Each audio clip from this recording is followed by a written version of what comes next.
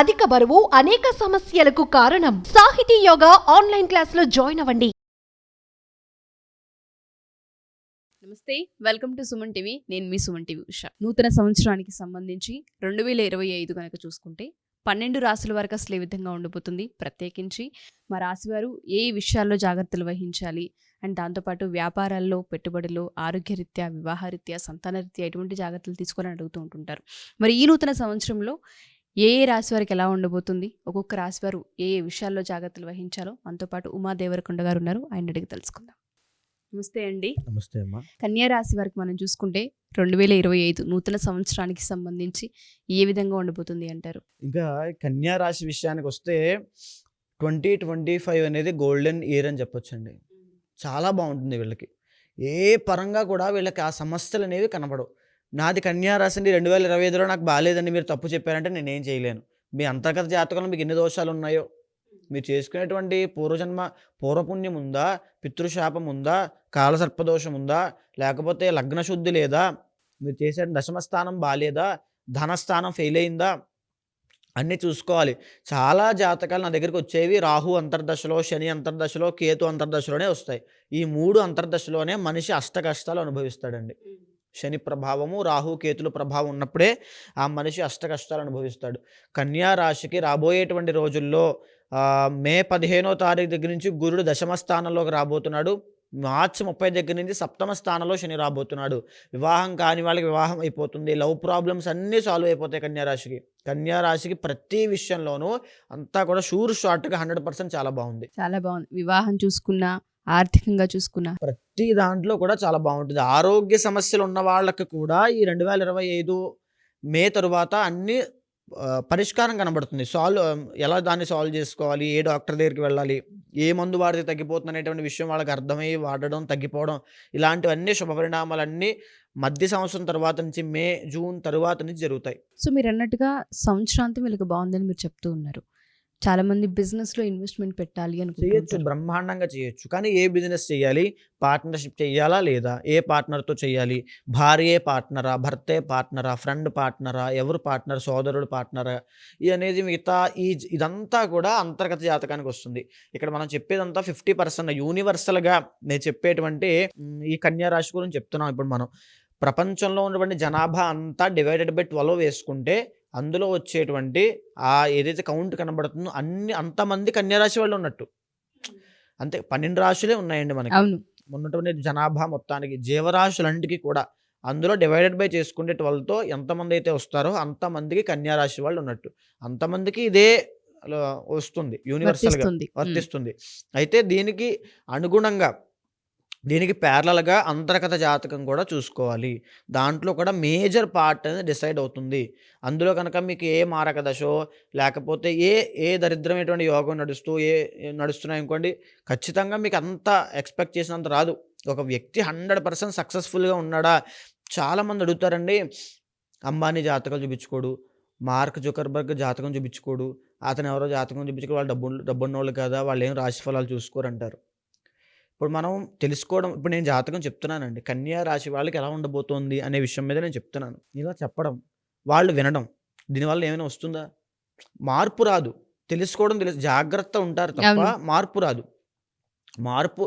మార్పు వచ్చినా రాకపోయినా తెలుసుకోవడం దేనికి? జాగ్రత్త కోసం. వాళ్ళకి ఎందుకు ఆ స్థితి వచ్చింది అంటే వాళ్ళ యొక్క పూర్వజన్మలో చేసిన పుణ్యం వల్ల ఆ ధనాన్ని ఆ ధనవంతుడిగా అనుభవిస్తున్నాడు. సో వాళ్ళ జాతకం చూపించుకున్నా అనుభవిస్తాడు, చూపించుకోకపోయినా అనుభవిస్తాడు. ఒకవేళ అతని జాతకం మన దగ్గరికి తీసుకొస్తే తప్పకుండా అదే యోగం ఉంటుంది, అంత ధనవంతుడు అయ్యేటువంటి యోగమే ఉంటుంది. ఇప్పుడు మీ బ్లడ్ టెస్ట్ చేసామనుకోండి, ఏ పాజిటివ్ వచ్చింది, నేను టెస్ట్ చేసుకోలేదు, నాది ఏ పాజిటివ్ కాదు అంటే మూర్ఖత్వం ఉంటుంది దాన్ని. సో టెస్ట్ చేస్తే అదే ఉంటుంది ఎలాగో. సో దాంట్లో పెద్ద విషయం ఏమీ లేదు. సో ఇక్కడ అంతర్గత జాతకాన్ని బేస్ చేసుకొని కన్యారాశి వాళ్ళు ఎలాంటి ఉద్యోగాన్ని ఎంచుకోవాలో, గవర్నమెంట్ జాబ్ యోగం ఉందా, లేకపోతే కన్యారాశి వాళ్ళకి ఎక్కువగా బిజినెస్ అనేది చాలా బాగుంటుంది. మనం మాట్లాడుకున్నామండి, కన్యారాశి వాళ్ళకి బిజినెస్ అనేది చాలా బ్రహ్మాండంగా ఉంటుంది. సిఏ, అకౌంటెంట్స్ కానీ, లేకపోతే ఇంపోర్ట్స్ అండ్ ఎక్స్పోర్ట్స్ అవ్వచ్చు, టెక్స్టైల్ బిజినెస్లు అవ్వచ్చు, లేకపోతే టీచర్ ఫీల్డ్లో అవ్వచ్చు, ఇవన్నీ కూడా వీళ్ళకి చాలా బాగుంటాయి. ఎలాంటి ఫీల్డ్లో చేసుకుంటే బాగుంటుంది అనే విషయాన్ని రాబోయే 2025 సంవత్సరంలో ప్రయత్నం చేస్తూ అనుకూలించే యోగం ఉంది. కాబట్టి ప్రయత్న లోపం లేకుండా తప్పకుండా మీ ప్రయత్నం మీరు చేయండి. ఏదైనా చిన్న చిన్న ఇబ్బందులుంటే శ్రీశైలం వెళ్ళి శివార్చన చేయండి. తప్పకుండా ఆ సమస్యలన్నీ నివారణ అవుతాయి. శ్రీశైలానికి, కన్యా రాశికి, పైగా కన్యా రాశికి గణపతి ఆరాధనకి చాలా ఇంటర్లింక్ ఉంటుందండి. గణపతికి కన్యా రాశి వాళ్ళు చేస్తే గణపతి తొందరగా అనుగ్రహిస్తాడు కన్యా రాశి వాళ్ళకి. సో, గణపతికి ప్రతినిత్యము, ప్రతి బుధవారము గరిక పూజ చేయడము, బెల్లం నైవేద్యంగా పెట్టడము, ఆయనకి 16 నామాలుంటాయి.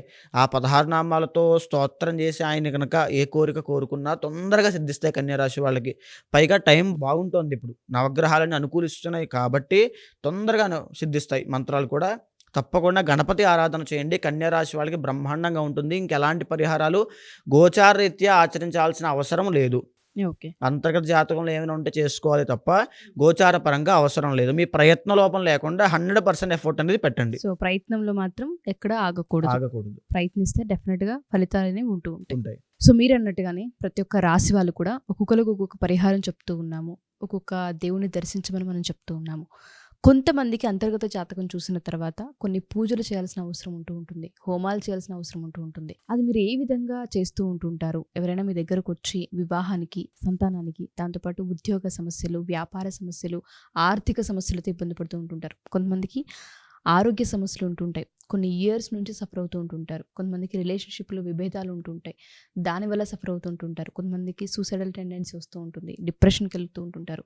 ఇవన్నీ కూడా మన జాతకరీత్యా ఎక్కడో అక్కడ ఏదో చేయాల్సింది చేయకపోవడం వలన, లేదు అంటే మీరన్నట్టుగా పూర్వజన్మ నుంచి వచ్చిన కర్మ ఫలితాల వలన అనుభవించాల్సి వస్తూ ఉంటుంది.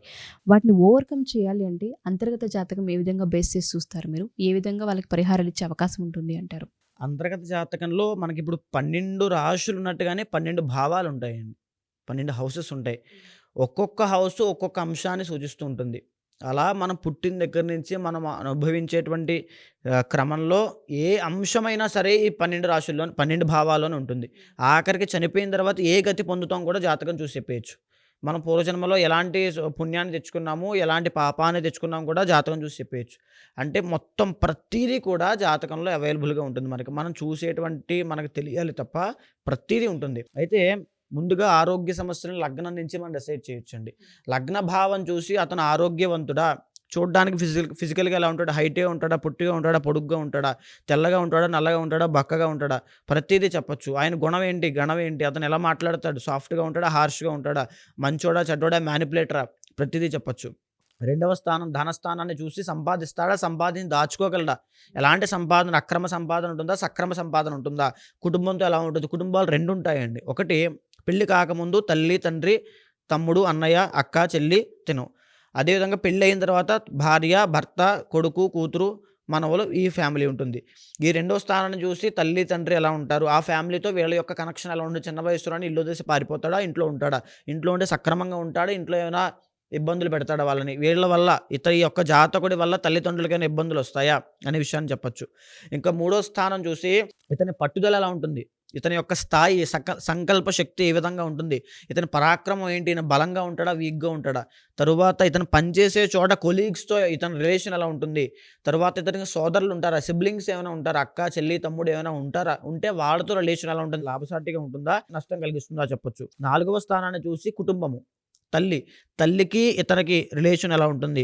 ఒకవేళ తల్లి యొక్క జాతకం లేదు అనుకోండి, ఈయన యొక్క జాతకం తీసుకుని 4వ స్థానం ద్వారా చంద్రుడి యొక్క గతి ద్వారా ఆ యొక్క తల్లి ఏం చేస్తుంది, ఆరోగ్య సమస్యలు ఏమైనా ఉంటాయా, వస్తాయా, ఇతని వల్ల ఆమె ఏమైనా ఇబ్బంది పడుతుందా చెప్పచ్చు. 4వ స్థానంలో వల్ల ఇతని గృహయోగం ఉంటుందా, ఈ అపార్ట్మెంట్ కొంటాడా, హౌస్ కొనుక్కుంటాడా, లేకపోతే కొన్న ఇల్లు అమ్మడానికి దీనికి లేకుండా చాలామంది కబ్జాలకు అయ్యి 10 సంవత్సరాలు 20 సంవత్సరాలు అలా ఉండిపోతాయి. అలాంటి స్థితిలోనే ఉంటుందా, ఇల్లు కట్టే క్రమంలో ఎన్ని సంవత్సరాలు కష్టపడతాడు, అసలు గృహయోగం ఉందా లేదా, జీవితాంతం అద్దెంట్లో కూడా ఏడుస్తాడా అనే విషయం కూడా చెప్పొచ్చు. ఇంకా 5వ స్థానాన్ని చూసి లవ్ మ్యారేజ్ అవుతుందా, అరేంజ్డ్ మ్యారేజ్ అవుతుందా, ఇతని నడవడిక ఎలా ఉంటుంది, బిహేవియర్ ఎలా ఉంటుంది, ఇతని యొక్క మాట్లాడే తత్వం ఎలా ఉంటుంది, ఇతనికి సంతాన యోగం ఉందా లేదా, అబ్బాయి పుడతాడా, అమ్మాయి పుడుతుందా, ఎంత లేటుగా పుడతారా, తొందరగా పుడతారా, పుట్టిన తర్వాత వాళ్ళకి కలిసి వస్తుందా, లేకపోతే నష్టం కలుగుతుందా. 5వ స్థానాన్ని చూసి మంత్రస్థానం కాబట్టి ఈ వ్యక్తి ఏ దేవతను ఆరాధన చేస్తే ఇతనికి సిద్ధిస్తుంది మంత్రము, ఏ మంత్రం ఆరాధన చేస్తే మంత్రశక్తి ఉంది, మంత్రబలం అందుతుంది అనే విషయాన్ని చెప్పొచ్చు. 6వ స్థానాన్ని చూసి షష్ఠ స్థానం శత్రు రోగ రుణస్థానం కాబట్టి శత్రువులు ఉంటారా, బయట శత్రువులు ఉంటారా, ఇంట్లో శత్రువులు ఉంటారా, కుటుంబంలో చాలామంది వెన్నుపోటు పొడుస్తుంటారు, అలాంటి శత్రువులు ఉంటారా, బయట శత్రువులు ఎవరైనా పగబట్టి ఉంటారా, లేకపోతే అంతఃశత్రువులు కామ క్రోధ లోభ మోహ మదమాత్సల్యాలు శత్రువులుగా మారి తను ఇబ్బంది పెట్టి స్వయంకృతాపరాధం చేసుకునేలా చేస్తాయా అనే విషయాన్ని మనం చెప్పొచ్చు. రోగాలు వస్తాయా, ఎలాంటి రోగాలు వస్తాయి, కిడ్నీలు పోతాయా, లంగ్స్ పోతాయా, లివర్ పోతుందా, కంటి సమస్యలు వస్తాయా, సైనస్ ప్రాబ్లం వస్తుందా, లెగ్ పెయిన్స్ వస్తాయా, సయాటికా వస్తుందా, స్పాండిలైటిస్ వస్తుందా చెప్పొచ్చు. తరువాత అప్పులు సక్రమంగా చేస్తాడు. చాలామంది బిజినెస్ ఇన్వెస్ట్మెంట్ కోసం అప్పులు చేసి పెట్టుబడి పెడుతుంటారు, అది అప్పుల్లో క్యాలిక్యులేషన్ రాదు. ఒక బిజినెస్ కోసం చేసేటువంటి సక్రమమైన రుణం అది, సో అది అప్పుల్లోకి రాదు. అలాంటి రుణాలు చేస్తాడా, లేకపోతే తాగేసి విచ్చలవిడిగా తిరుగుతూ జోదం ఆడుతూ చేసేటువంటి అప్పులు చేస్తాడా, అప్పులు తీర్చగలడా లేదా, రుణాలు ఎలాంటి రుణాలు ఉంటాయి చెప్పొచ్చు.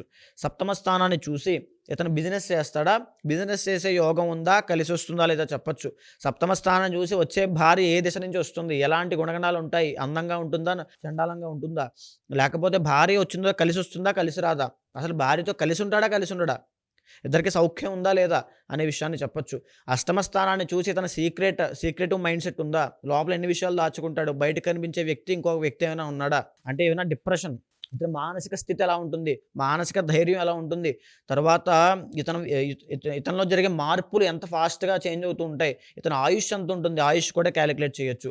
భాగ్యస్థానాన్ని చూసి ఇతను తండ్రి ఏం చేస్తుంటాడు, తండ్రి వల్ల ఇతనికి లాభం వస్తుందా, నష్టం వస్తుందా, అసలు తండ్రి వల్ల ఇద్దరికి రిలేషన్ బాగుంటుందా, బాగోదా, ఇతను పూర్వజన్మ నుంచి ఎంత పుణ్యాన్ని తీసుకొని వచ్చాడు, ఇతనికి సంపాదించే యోగం ఉందా లేదా, 10 మందికి పెట్టే యోగం ఉందా, 10 మంది దగ్గర అడుక్కోవడం లాంటివి చేస్తాడా, అంటే అతని యొక్క స్థితి, ఆర్థిక స్థితి, సంపాదించేటువంటి భాగ్యస్థానం ఎలా ఉంది అనేటువంటి విషయాన్ని భాగ్యస్థానం 9వ స్థానం చూసి చెప్పొచ్చు.